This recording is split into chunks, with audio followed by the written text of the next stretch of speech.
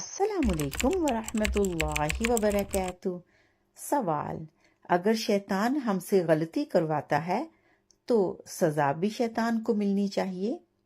آئیے اس کو سمجھتے ہیں۔ آپ کو ایک مثال سے سمجھاتی ہوں۔ جب کوئی قتل کرتا ہے تو جج اس کو پھانسی کی سزا کا حکم دیتا ہے، کیونکہ قتل تو اس شخص نے کیا ہوتا ہے، شیطان نے تو نہیں کیا ہوتا۔ شیطان کا تو کام صرف اور صرف آپ کو راہ حق سے ہٹانا ہے، آپ کو ورگلانا ہے، کیونکہ وہ آپ کے راستوں پہ بیٹھا ہوا ہے۔ آپ کے دائیں طرف، بائیں طرف، آگے پیچھے، سب طرف سے اس نے آپ کو گھیرا ہوا ہے۔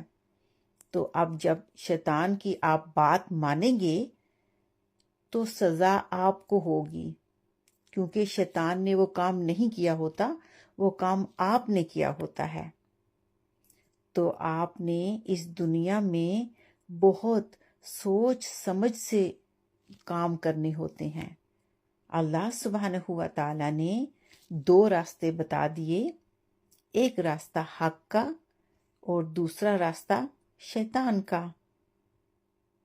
تو آپ سوچ لیجئے۔ شکراً۔